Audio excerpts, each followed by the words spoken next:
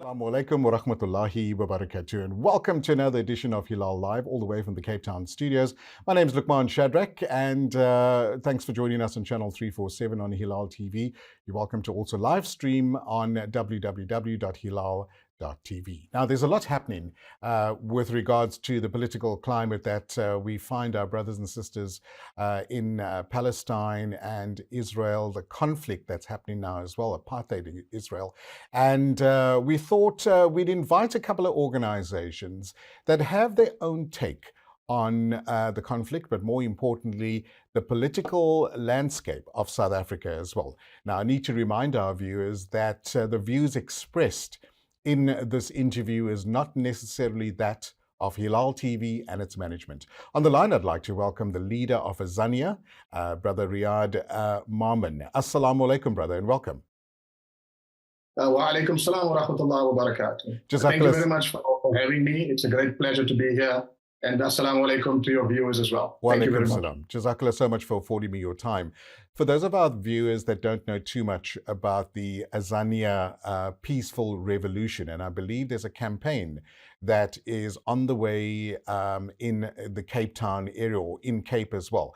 But for those that don't know about Azania, give us a bit of history. How did you, formate the organization? Yeah. Well, Azania Peaceful Revolution is a newly formed political party, and we come out of our activism with the lockdown, the COVID-19 lockdown. So we challenged the draconian measures of the lockdown, that was against depriving the poor, innocent South Africans of their rights and freedoms. So that is what we come out of. And during that fight, we made some serious realizations. And one of those realizations is that we are not quite free in South Africa. That the revolution for our freedom was not quite complete, and more needed to be done to complete it. And basically that 1994 did not deliver exactly what we want. The last 30 years is a testament to that. More needs to be done. And it is out of that that Azania Peaceful Revolution came about. Because we believe that the revolution should be completed. The job is not done. Okay, thank you very much for that. And I appreciate those words. And I think a lot of South Africans share your sentiment and sentiments with regards to our struggle and everyday challenges that we face. Now, there's a very special project called CARP2 campaign. Maybe give us a broader context of the CARP2 campaign, but more importantly, your involvement in this campaign. So as I said previously, that Azania is here because we believe our people are not free, that they are oppressed, and that apartheid, unfortunately, hasn't fully left us. Now, what happened with the CARP2 campaign that we have launched is that this is in the backdrop of what is happening in the Middle East at the moment, in Gaza. The massacre, the genocide that is taking place in Gaza, the siege, the apartheid that is taking place there.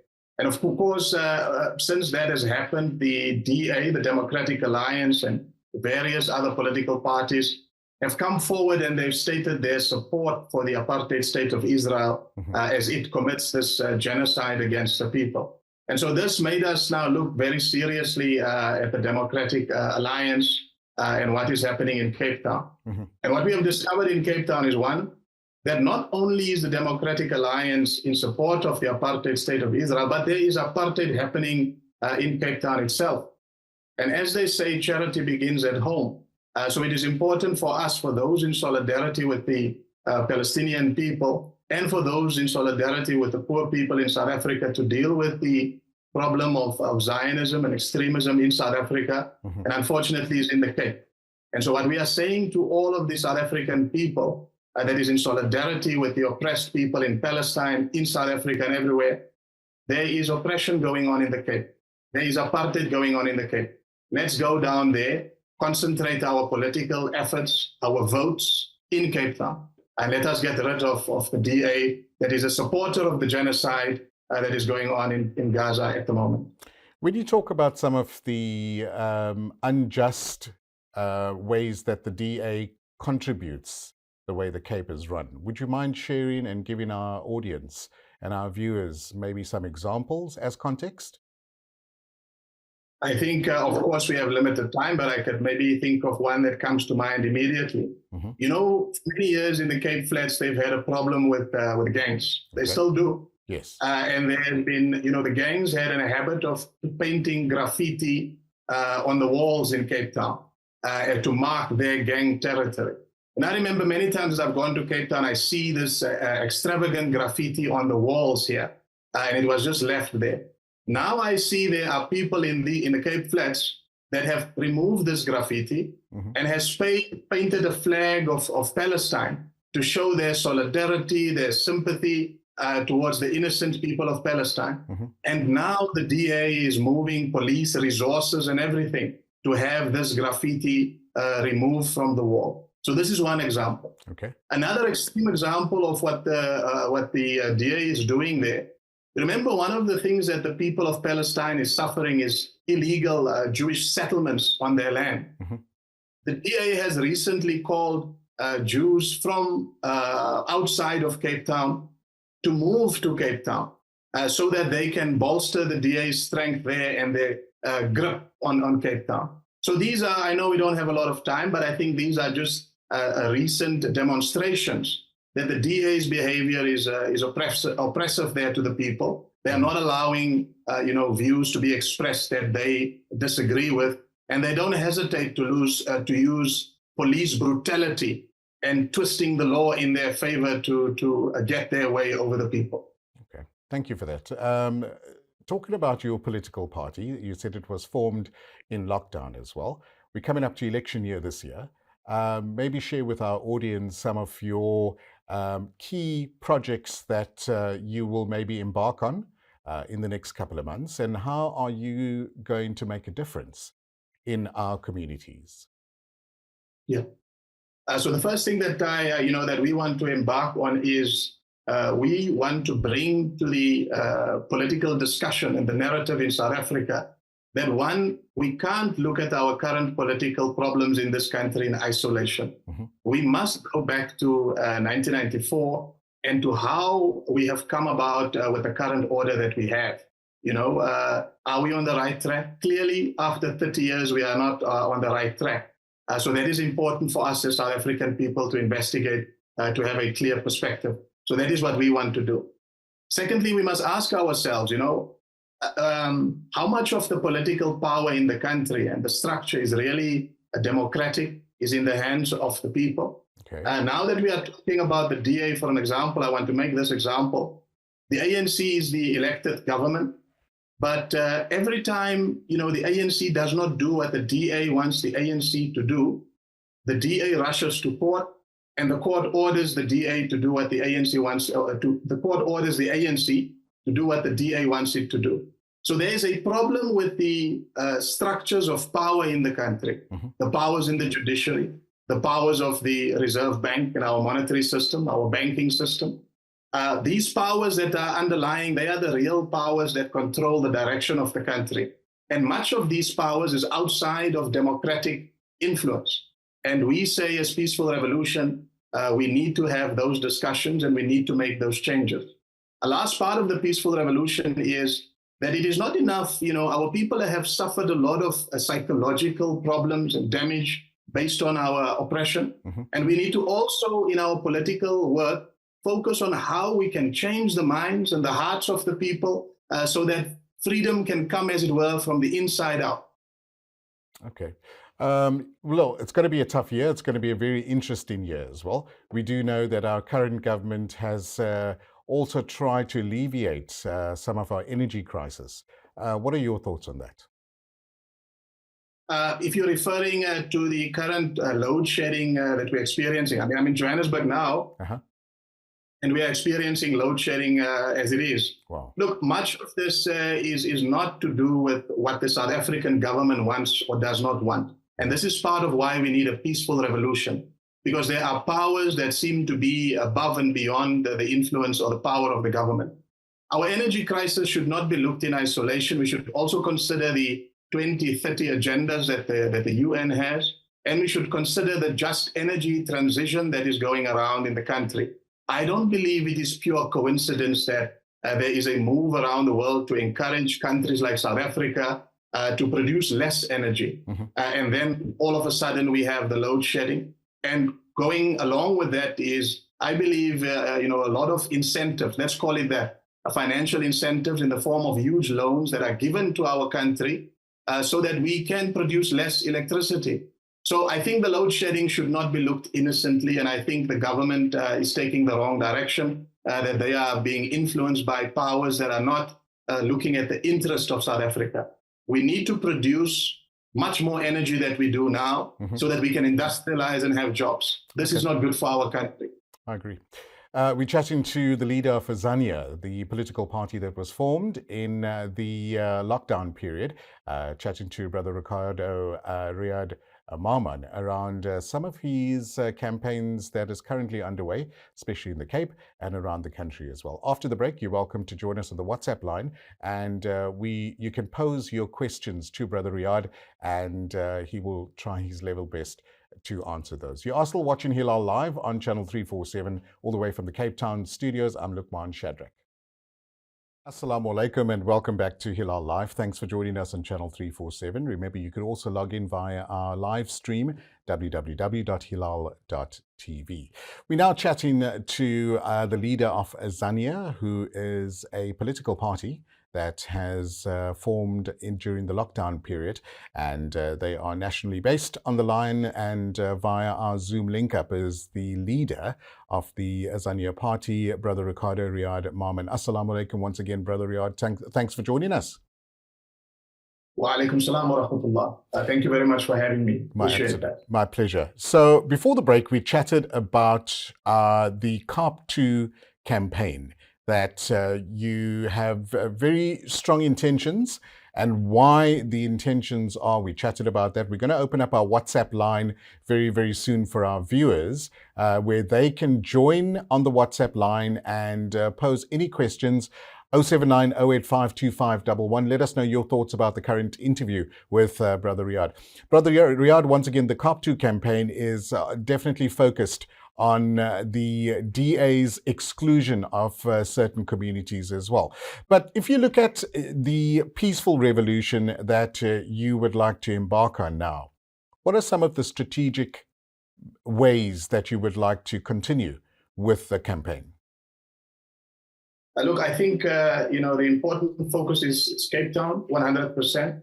We must remember as South Africans, our colonization started in the Cape. And our decolonization has to also start in the Cape. We must also remember that it is in Cape Town that we find the Stellenbosch Mafia. Okay. That is the most powerful group, hidden group that controls and dictates the terms of the country. And unfortunately, in Cape Town, as one of the countries of the examples of the apartheid still exists in Cape Town, there's a big difference in the living standards and the conditions how people are treated. And race, unfortunately, plays also a very big role there. So, and the last part of it is in Cape Town is the stronghold of those who are supporting the apartheid state of Israel in their genocide against the people of Gaza. So if we want to, do something to decolonize South Africa, if we want to do something about the cabal that is controlling South Africa from behind the scene, if we want to do something about the apartheid state of Israel that is currently genociding the innocent people of Gaza, then we have to focus our attention on the Cape. Okay. What I'm calling to when I say COP2, especially for a Muslim audience, that I'm asking you to go and to make hijrah to the Cape, to make a revolutionary pilgrimage to the Cape. Casting your vote in Cape Town against the DA is the best that anyone can do that lives outside the province, that shares these views and solidarity with the people of Gaza and the oppressed people in Cape Town. And lastly, the DA is showing some very dangerous tendencies. They are showing tendencies here of tyranny and dictatorship. When you see what is happening, the way people are being arrested and people are being silenced, this makes one think that you are in the West Bank already. So we need a peaceful revolution in Cape Town to end the oppression and to prevent a future tyranny from getting out of control. Okay. Are there any specific events or initiatives or even maybe milestones that are planned as part of the peaceful revolution? And how can our audience and the public participate? Yeah. So the very first thing is, as I say, is we are trying to invite people, and we are saying, look, the DA has invited people, Jewish people, to go to Cape Town, to basically build settlements in Cape Town so that they can have a stronghold to maintain their power. And we are saying to people who oppose this kind of atrocities that are being committed and this kind of oppressive apartheid kind of system, that they need to come and they need to also make a pilgrimage to Cape Town. Mm-hmm. Now, if they want to do so, then they can contact us. They can go to our website, www.azania2024.org.za, and there they can go to click on a tab that says Kaaptu, and they can there participate, read what the project is all about, and that is how they can participate. So Azania2024.org.za, and they click on the tab that says Kaaptu. Okay. How big is your political party? I mean, are you nationally based, or do you have maybe a presence in each province, or have you maybe collaborated or partnered up with other political parties in order to grow your, what you would like our South Africans to know about? Yes, we've got a footprint in every single province. We intend to, inshallah, to participate in the national election around the country. We would like people to go and have a look at our manifesto. And, again, they can go to our website, azania2024.org.za, and there they can find our manifesto. And there they will realize that the audience that we speak to are millions of South Africans. We feel that there's a moral degeneration in the country, the sex education that the government is putting forward. This needs to be challenged. The advance of the LGBTQ movement, this needs to be challenged. The rand manipulation of the banks in South Africa, the dominance of the South African Reserve Bank, the predatory lending, and all of these things need to be challenged. And above all, the draconian lockdown that we had last time, this needs to be prevented. We can't have a situation where the rights of South Africans be taken away willy-nilly like that. Now, these things that I've just mentioned to you, we are the only political party in the country that speaks to these things. And I can assure you, there are millions of South Africa that find this to be extremely important. Okay. Big day for South Africa tomorrow on the world stage.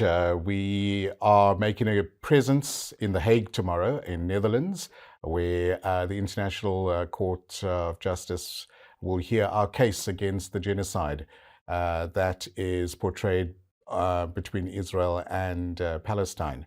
What are your thoughts on what's going to happen tomorrow? Well, it's difficult. Of course, we know what should happen. That there should be an order given that, Israel should desist from the genocide that they are committing. But we should remember, that unfortunately, international politics is international politics. And the International Court of Justice is not immune to that. It's set up by the UN. I have very little confidence in the United Nations and in the structures that they have set up. Because amongst many other reasons, they've allowed the Palestinians to be victimized like this for many years. The UN structure has allowed us here in South Africa to have been victimized under apartheid for many years. So I don't have full confidence in the UN and in the international system. But having said that, I think, it's a very good thing. And it speaks well for South Africa to be the ones to have put this case forward. So that is a good thing. But I do want to, raise a few issues with the government. One, there was a decision taken in Parliament that they should close down the Israeli embassy, and they have not done so. And secondly, there are many South African Jews that are fighting in Palestine and killing Palestinians, that are participating actively. And the government has done very little to prosecute these people and to deal with them. So I think South Africans should look at what's happening tomorrow. And this action of the government, we should look at it from a very sober point of view. And we should take things into perspective. We should not become, too excited this way and the other. And lastly, we should not rely purely on this international organization or institution to do things. We put our fate in their hands. We should do what we can here. And here I say that what we need to do is we need to make those people that support the apartheid state of Israel, the DA, we need to act against them here in South Africa. And where are they? They are in the Cape. And that is what we can do. It is power in our hands, and we should do something. What's happening in the International Court of Justice, keep an even mind about it. Like I say to you, there are positives and negatives about this. Please be sober about the whole affair. In closing, Brother Riaad, your message to the greater South African community around your political party's, outlook for what we, for 2024 and going forward to a new election, and also about your current campaign. Yeah. Look, I think this is a very, very important election coming in 2024. It is important for South Africans to register, to participate in this election. It is important also for you to inform yourself, to make sure you know who you vote for, to make sure you know who are the funders behind these political parties, so that you can see, unfortunately, many of these political parties are funded by very rich people who are very sympathetic to the apartheid state of Israel. So the people of South Africa should inform themselves about this. The other thing that South Africans should be aware of is as we go into this election, we must ask ourselves this question: why did the promise of 1994 not deliver? Why not? We need to have a clear answer to that question before we move forward and make other decisions. And in our view it failed. The last 30 years was a failure because we did not complete the revolution. We did not completely take back our freedom. This is the problem. The other thing that I would like to be, say South Africans must be cautious as well. It is important for us, this election, to change the status quo in South Africa. And in order to change the status quo, it's going to be difficult to do that by looking only and constantly at political parties that have been part of the system all along. They have no interest in changing the system. If you want the system to be changed, you need to focus on political parties such as ours, who have this intention, who are not part of the status quo, and therefore we inherently want to change the status quo, and it needs to be changed. And lastly, of course, we must be careful as South Africans. We are being told that we must all look forward to a national coalition government, that this will be the future and this is good for us. But I warn against this. Mm-hmm. We South Africans, we need to look at one political party that we trust and vote for them. We have to hope for an outright majority. National coalition government will be chaos in South Africa, and we must be careful. So as South Africans, we are at a crossroads here, and we must take our destiny in our own hands. The Almighty has given us this privilege to do so. Mm-hmm. We must not leave it to others.